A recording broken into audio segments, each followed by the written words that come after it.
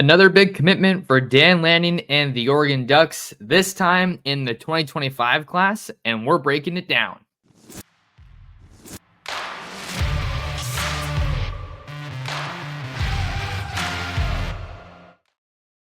And we're back like we never left. Oregon fans, what's going on? How we living? Thank you so much for tuning in to another episode of the Ducks Dish podcast. Just in case you're new here, I'm your host, Max Torres, publisher and lead editor of Ducks Digest, covering the Oregon Ducks over on Fan Nation, part of the Sports Illustrated Network. It is Tuesday, February 13th, 2024, and I'm coming to you from beautiful Long Beach, California. Might look a little bit different. I'll be honest. If you're watching on YouTube, that is at Oregon Football Max Torres. I'll be honest. I was cleaning up the beard a little bit, and let's just say I got a little bit carried away and took off more than I wanted to. But hey, the show goes on. Fortunately, it will grow back, and it's just like we'll be back in better. So definitely feels weird. Cannot lie about that, but just had to address the elephant in the room before we talk about this latest commitment for Dan Lanning and the Oregon Ducks. This commitment happened over the weekend, kind of a crazy weekend for me. I flew out to Arizona to cover an event, the U.S. Army Combine, and then I woke up Saturday morning and found out that it had been canceled due to inclement weather. So that was definitely a bummer, but got to spend the weekend out in Arizona with some of my buddies from high school, watched the Super Bowl, and unfortunately my Niners did not get it done, and we don't need to discuss it any more than that. But what we do need to talk about is the latest commit for Dan Lanning and the Ducks in the 2025 class, as 2025 Concord, California, De La Salle edge rusher Matthew Johnson has committed to Oregon. He is the latest player to hop in the fold, I should say, for the Ducks here in the 2025 class. His commitment comes on the heels of a recent visit out to Eugene for one of Oregon's 2 Junior Day events, and this is the first defensive commit for Dan Lanning and the Ducks in the 2025 recruiting class. I feel like every time I say that, there's some Duck fan that's saying, wait, but what about Tony Cumberland? That is the plan. At least that's what he told me after he committed. He was going to reclassify from the 2026 class to the 2025 recruiting class. If you don't know who Tony Cumberland is, he is a 2026 5-star defensive lineman out of Scottsdale, Arizona. So that is a name that you definitely want to familiarize yourself with if you are a fan of Oregon football and recruiting. He is planning to reclassify from the 2026 class to the 2025 class, but I haven't seen anything official just yet, particularly on the recruiting rankings, recruiting websites from 247, Rivals, On3. I haven't seen that yet, so I'm treating his commitment like it is a 2026 commitment until I see otherwise. But this is a big commitment for Dan Lanning and the Ducks, right? Getting things going on the defensive side of the ball. I actually had a chance to interview Matthew Johnson after he committed to the Ducks on Friday, and I asked him why he committed to Oregon. He said, quote, "It's a special place. Coach Lanning, he knows how to win. Coach Lupoi knows how to win. They send guys to the league, and they do great things for a lot of guys who want to put the work in and achieve their dreams. And I feel like I'm that type of person. So Oregon was the right place for me." Just a reminder, guys, if you have not yet read the story, you can check it out over on ducksdigest.com for full quotes from the newest Duck, Matthew Johnson. Just had to give that a quick little plug. But let's talk a little bit about this commitment. Obviously, that's the focus of what we're doing here. But I really feel like Matthew Johnson was Oregon's to lose for quite a while on the recruiting trail. And I think the biggest reason here, let's not complicate things. Let's not overcomplicate things. Matthew Johnson goes to De La Salle, and who else went to De La Salle? Oregon's defensive coordinator, Tosh Lupoi, played his high school ball in the East Bay area at De La Salle. So I think whenever there's good players that come out of the Bay Area, Northern California, really just the West Coast in general, Oregon has done a really tremendous job of prioritizing those guys, recruiting them, and then ultimately getting them to commit and sign. But I think that these commitments maybe mean a little bit more when they come from, the Bay Area for Tosh Lupoi or De La Salle specifically. I spoke about that when the Ducks landed Jericho Johnson out of Fairfield California, Armijo High School.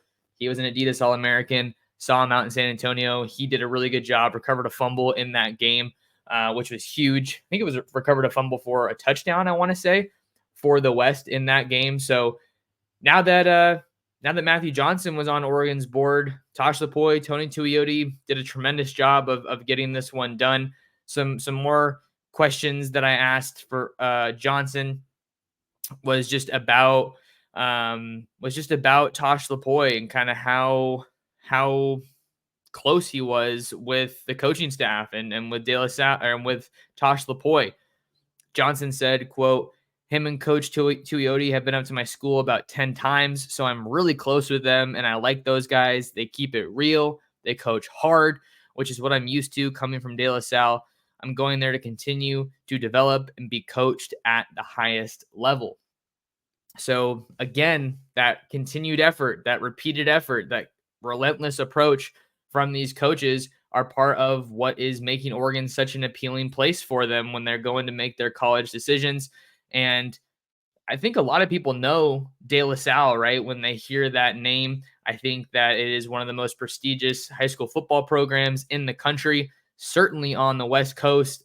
I don't even remember how many games or years it was, but they must have been close to like a decade of not losing to a team from Northern California. So they were as dominant as a program as you would find, really, I think, in the likes of Mater Dei and St. John Bosco at a certain point. But in 2023, they went to the state title game and they lost to Mission Viejo in the state title game. I want to say, I'm looking it up right now just to make sure that I got it all squared away. Mission Viejo defeats De La Salle for California D1 AA state football championship. That was Mission Viejo's first state title since 2015 when they beat my Bellarmine Bells, where I went to high school. So it's always fun to talk about these guys that come from the Bay. If you guys are watching me for the first time, I'm from San Jose, California, so in the Bay Area. I went to Bellarmine, so kind of a full circle moment, if you will. But yeah, that was a big win for Mission Viejo. They beat De La Salle 27-14 on Friday night to take home the state title. And I think it says a lot to get a guy like Matthew Johnson from a prestigious program like De La Salle because he's really well coached. He plays some of the best talent competition in Northern California and California as a whole. And then De La Salle also plays a fairly national schedule, I want to say. I'm again trying to double check this to make sure that I'm not telling you guys something that's not true. They went 11-3 in 2023, and it doesn't look like they played national games as of right now. They came down here to Southern California to play Orange Lutheran to start the season. They lost 35-14, and then they got blanked by Junipero Serra in San Mateo, the same school that produced Barry Bonds and Tom Brady. And really, Serra is the talk and really the pride, I would say, of Northern California football now. They have really kind of taken the crown from De La Salle. You also have Folsom as one of the best programs out there in Northern California, led by 2026 quarterback Ryder Lyons. He is a national recruit, as well as Jamison Powell. He is a wide receiver, athlete, recruit, also from Folsom in the 2026 recruiting class. He's a guy I've interviewed a couple times. Oregon is looking at him as well. So to get a guy from a really great school just usually means good things. It's kind of a continued trend that we've seen for Oregon, right? Getting guys from Mater Dei like Aiden Breedlin and Jack Ressler in 2024 and Mateo Uyunglele from St. John Bosco in 2023. If you you want to be recruiting the best schools in the country, and if you can get those best guys, it's only going to help your program. Let's hop into a little bit of film review now on Matt Johnson. Looking at his regular season tape, 6'5", 260 pounds. Just to give you guys a little recruiting rundown here, he is rated a 4-star prospect on the 247 Sports Composite, 0.8909, the number 363 recruit nationally, the number 28 edge rusher, and the number 34 player in California. Had 17 reported scholarships at the time of his commitment to Oregon. including Miami, Michigan, Notre Dame, and Ole Miss, Texas A&M as well, just to name a few. So this is certainly a national recruit that the Ducks just added. And I think one of the first things that pops off, that jumps off on the tape here for Matthew Johnson, is just the raw power that he plays with. He just overpowers his guys along the offensive line. You see the bull rush is obviously a move that he really likes here, playing on the interior, but he also has a good swim move.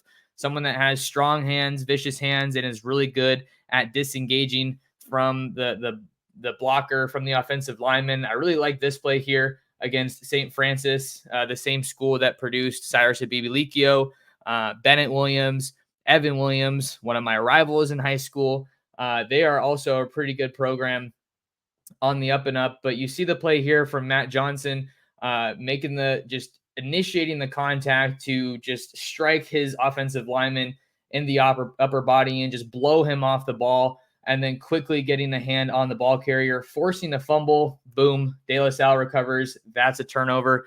And another reason why Matt Johnson, I think, is such a great pickup for the Ducks here, you're not just getting a guy that's a pure pass rusher. He also brings added value in defending the run.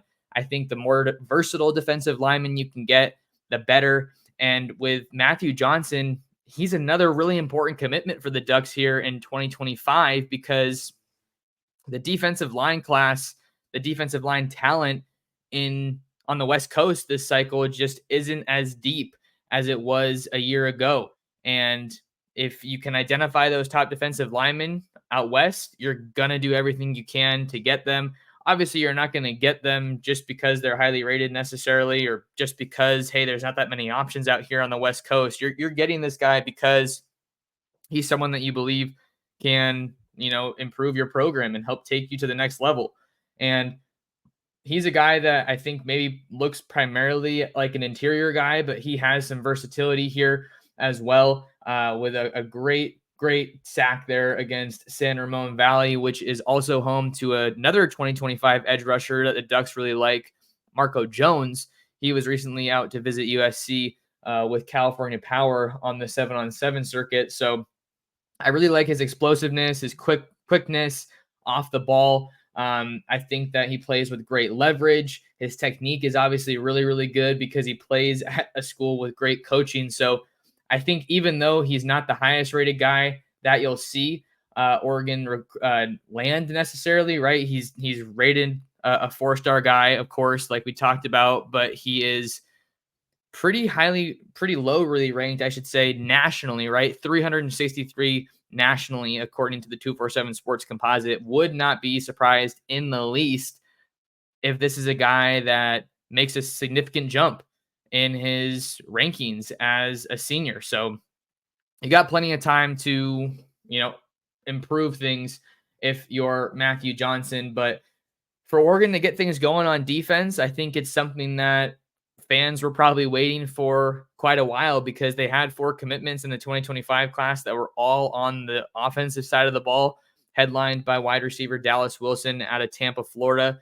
He was recently on campus in Eugene as well. Got programs like Florida State and Miami staying involved there. No surprise with the Sunshine State prospect. I think you're going to continue to see some of those in-state guys, in-state contenders stay involved all the way until the early signing period. He's going to be a tough one to hang on to, but I said Dallas Wilson was one of Oregon's top most important targets, most important recruits in 2025, even though he's already committed. You got to keep bringing those game-changing talents, particularly at the skill positions, to Eugene. And I think it's also important for them to hang on to Dallas Wilson because of their recruiting efforts in Florida. They just haven't gotten a ton of guys out of the state of Florida in recent years.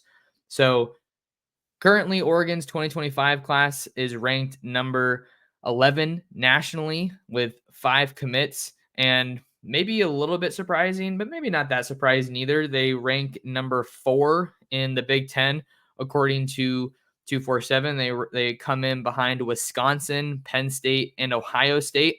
Really think that Ohio State is going to continue to be their biggest recruiting competition amid this move to the Big Ten.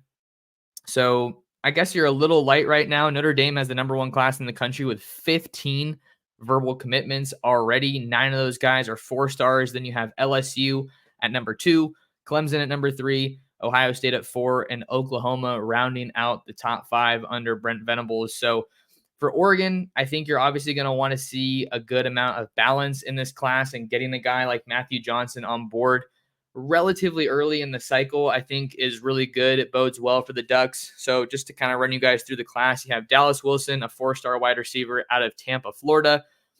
He was the first one to commit to the Ducks over a year ago on January 17th, 2023. And then you have Achilles Smith Jr., the Duck legacy quarterback out of San Diego, California, Lincoln High School.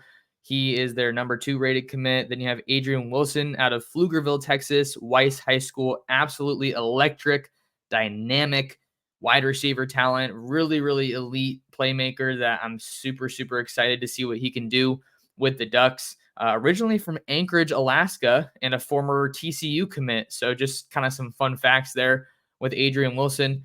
Then, of course, you have Matthew Johnson here, the newest Duck. And then you have Chavez Sandman Thompson out of Melbourne, Florida, U Galley High School. He is an interior offensive lineman. And it looks like he recently told my guy, John Garcia of Rivals, that he is going to be playing center at the next level for Oregon. So great for Leak Terry and the Ducks to have a center squared away relatively early in the class. I think maybe you have Devin Brooks as a guy who maybe could play center for you in the 24 class out of Clackamas High School.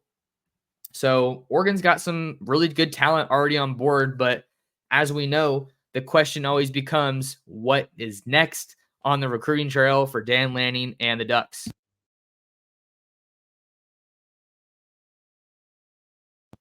Welcome back to the Ducks Dish Podcast. I'm your host, Max Torres, coming to you on a Tuesday afternoon from Long Beach, California, talking some Oregon recruiting, talking about Matthew Johnson's commitment to Oregon and what's next for the Ducks on the recruiting trail. And before I hop back into this episode of the podcast, you guys, a couple of quick favors to ask of you. Make sure you like the video if you're watching on YouTube and subscribe to the channel. I am at Oregon Football Max Torres on YouTube. For those of you guys listening on podcast, I do the podcast as often as I can, and I might be doing some more kind of coming up here in the near future because we might be in a dead period, but to me, it really feels like Oregon is about to go on a run on the recruiting trail, specifically in the 2025 class. When you're looking at guys who could be next in line, I think the first one that comes to mind for me is Derby, Kansas tight end Desan Brame. He is one of Oregon's top tight end targets, and he was also recently in Eugene for one of those 2 junior days before things went dead. So I think when you're looking at the guys that could be next in line to commit to the Ducks, a great place to start is looking at those visitors who rolled through Eugene in recent weeks. And he is a guy who catches everything at the tight end spot. I was out in Santa Ana. I was out in Baldwin Park for some 7-on-7, and California Power, his 7-on-7 team, was there. He unfortunately wasn't there because he was visiting Oregon, but I talked to one of the parents of a player on that team about Brame, and they said simply he catches everything. So super, super athletic tight end that I think has a tremendous amount of upside, and I love where Oregon is at. There's a number of recruiting experts and analysts that have placed their predictions for Oregon for Brame in favor of Oregon. My words are all over the place today, so apologies. Got to slow it down a little bit. Another guy that I think Oregon's in a great spot with is 2025 Scottsdale, Arizona, Notre Dame Prep wide receiver Cooper Perry. I just got finished talking about a couple of guys that the Ducks already have committed in the 2025 class. That's Dallas Wilson and Adrian Wilson. But Cooper Perry is another one that they really, really like. They are high on as a staff. He's been out to Oregon a couple times. He's really, really close friends. You can maybe even say best friends with Luke Moga, the 2024 quarterback that Oregon signed out of the Phoenix area. So just really close to Scottsdale. So I think that the connection that he has with Moga as well as this Oregon staff is something that could really bode well for the Ducks. And I put my prediction in for Oregon to land Cooper Perry at the end of January. So make sure you guys keep an eye on him. He's a guy who also recently visited Oklahoma, as the Sooners are staying involved in that recruitment. The next guy I'm throwing out there as just another person that could be in line to commit to Oregon. Who's next? How about Santa Ana, California, modern day edge rusher Nasir Wyatt? He's someone that I've probably talked about a million times on this podcast. If you're like a diehard Oregon recruiting fan, there is zero chance you don't know who Nasir Wyatt is. He is the number one, I want to say he's the number one defensive prospect in the state of California, but he is as big of a name as you'll find. The only guy rated ahead of him is Dijon Lee, the cornerback out of Mission Viejo, California, 6'3", 180 pounds, just tremendous athlete. So Nasir Wyatt is right up there. And then you also have Jordan Davison as another top California guy on Oregon's board out of the state of Mater Dei. He recently visited for one of those 2 junior days. But Nasir Wyatt, I put my prediction in. Well, maybe this is worth saying. I mean, I wasn't trying to like gloat or anything, but I saw some of these predictions coming in for Nasir Wyatt to Oregon, and I had to repost it and say that I put my prediction in for Nasir Wyatt to Oregon back in November. Obviously that's a guy that's right in my backyard in Southern California, and Oregon knew, like I was telling you guys, that the defensive line talent just isn't necessarily what it was last cycle, this cycle. So it's really important that you hit on those top guys. So I think that Oregon has a great shot at Nasir Wyatt. I think when he talked to me about kind of where he was at in his recruitment, he said that little kind of coaching carousel that came from Nick Saban's retirement, Kalen DeBoer's move, and all those moves that we're seeing. He didn't mention Kalen DeBoer necessarily, but that coaching movement, he said, kind of served as a little reset for him. But of those top schools that he was considering, Oregon is one that has so much stability right now, and that continues to pay off in a huge way for the Ducks on the recruiting trail, having Dan Lanning, knowing that he's going to be staying around in Eugene for a long time. So he hasn't really said that he is going to be announcing his decision anytime soon, but I really like where Oregon stands there, and it wouldn't surprise me if he did end up announcing his decision sooner rather than later.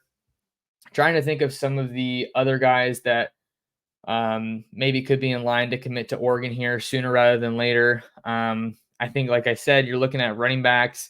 Jordan Davison's the top running back target for the Ducks. You have Oregon, Texas, Alabama, and Ohio State as a couple of schools there. You also have, who was it? Where is he? He's not showing up there. Hold on. Deer Hill. He is another one out of Illinois, Altop Catholic in Belleville. Deer Hill is a phenomenal running back prospect, kind of gives you a little bit shades of Jahmyr Gibbs on the Lions. I think if Oregon could get Deer Hill and Jordan Davison, that would be a phenomenal haul at running back. They're going for another 2 backs here in the 2025 class after signing Dejon Dink Riggs in 24 out of the DC area, St. John's. And then you also got Jay Harris in from Northwest Missouri State via the transfer portal. So Oregon's in a really good spot with a lot of guys. I think you could also tab Lincoln Cure and Nate Roberts as some guys that Oregon fans should keep an eye on at tight end here in the 2025 recruiting class. But the caliber of talent that they got on campus these past 2 weeks was insane. Their most recent junior day, those visitors, that was probably one of the single best recruiting lists I've ever seen for one weekend of Oregon football recruiting in my 6 years on this beat. It is absolutely insane. So they got some really big time guys that are coming through Eugene, and then now they're able to kind of take a little bit of a breath, like I need to do, slow it down. It's so funny that I always come back to that I'm like all riled up going a million miles an hour. It's like, yo, just chill. Okay. Another guy, I'm like thinking about guys on the fly. Another guy that you definitely need to keep an eye on is Trajan Odom. I talked about him recently on the YouTube channel, and I got an interview with him after his first visit out to Oregon. He's a defensive lineman that is out in North Carolina, but he's originally from Inglewood, California. So I think Oregon is definitely the team to beat there for Trajan Odom. They did everything right on that visit, and I think that could go a long way in his recruitment. And like I said, the defensive line talent isn't as great out west, so that's why you're going to see them go national. And why is Odom a guy that makes a lot of sense? Well, it's because he has West Coast ties, and it could kind of be a home away from home for him, seeing that he grew up in Southern California in Inglewood. So those are kind of the guys that I think you got to keep an eye on that could be next on the recruiting trail here for Oregon here in the 2025 class. Like we said, things are kind of dead. So you're not going to really see visits. You're not going to see coaches going out to see guys. You're not going to see guys coming out to Eugene necessarily, probably until March. But things keep rolling. Things absolutely keep rolling. You got 7 Oregon players that earned invites to the NFL Scouting Combine in Indianapolis later this month. I got a story on that over on ducksdigest.com. And Oregon's put in so much work in the 25 class recently here. So I think that they're in a great spot to really capitalize and kick this 2025 cycle into high gear. And then I think you also have them doing some great work in 2026. You only have one commit in 2026 right now in Tony Cumberland. So big things to come for Oregon on the recruiting trail. A reminder for you guys, make sure to lock in with me on social media. I'm at Torres Sports on Twitter and Instagram. You can subscribe to my YouTube channel at Oregon Football Max Torres, and you can read me over on ducksdigest.com. Thank you guys for tuning in to another episode. Make sure to share the pod with your friends, with your family, and with other Duck fans. And until next time, thank you so much for listening and tuning in to another episode of the Ducks Dish Podcast.